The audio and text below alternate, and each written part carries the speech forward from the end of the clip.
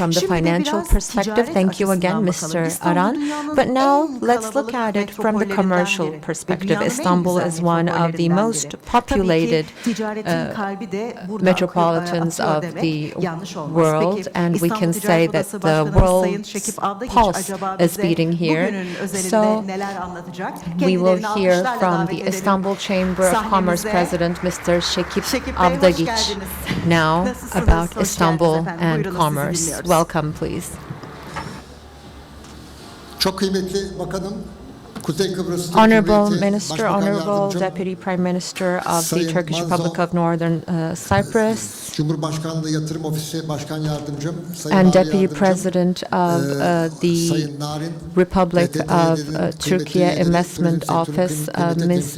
Narin, President of TTYD, board members, all distinguished guests. I would like to cordially greet all of you on behalf of my institution, and I hope this will be a fruitful event for all. Now, Istanbul is a very important city, and we knew the numbers already, but it was declared internationally as well. And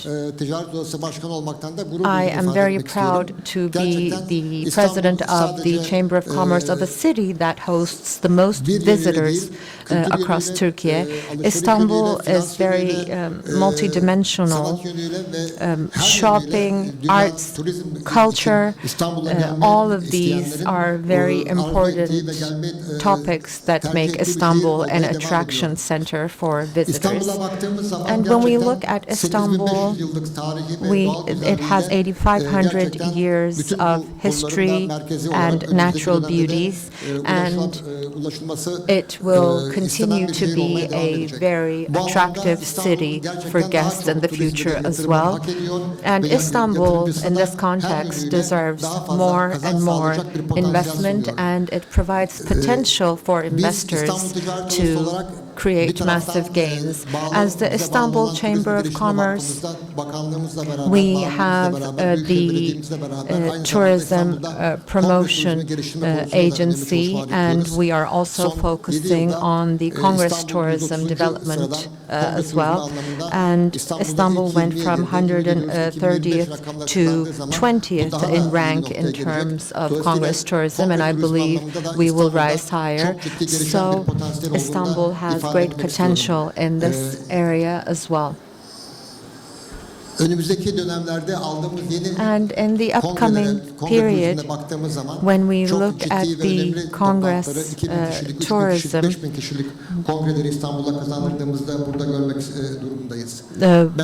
we would like to see events with 2,000, 3,000, 5,000 guests in the future as well.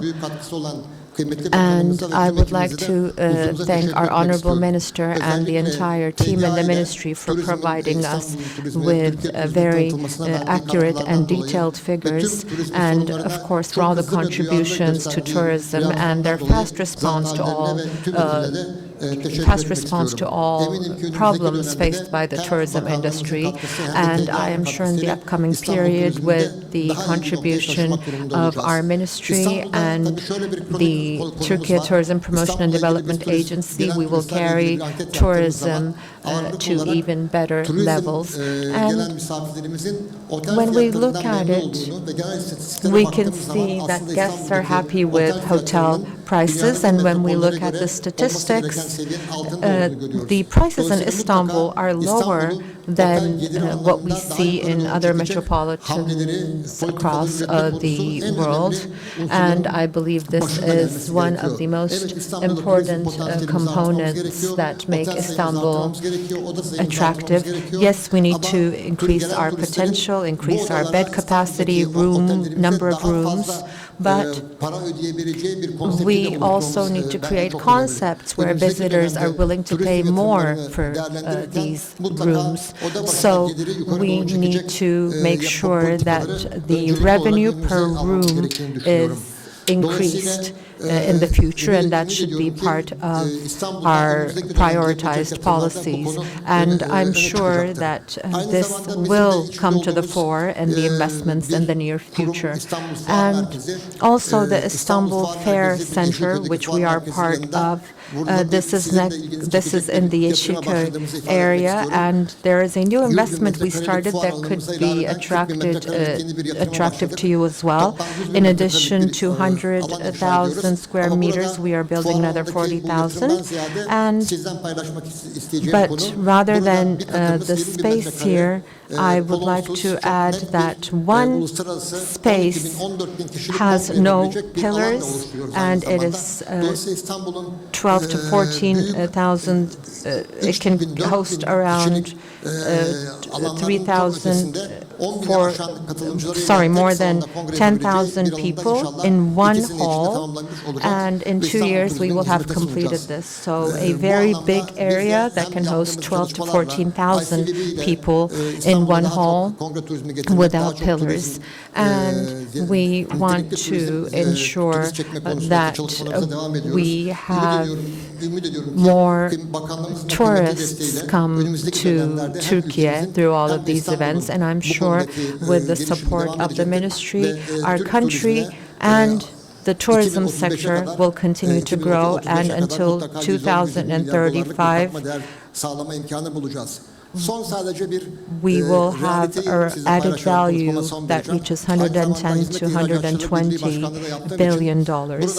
And I would like to add one more thing, as I was also the president of the Turkish Exporters Assembly. Now, we also need to look at the tendency for Turkish tourists to spend abroad, and our income increased by 3.5 billion.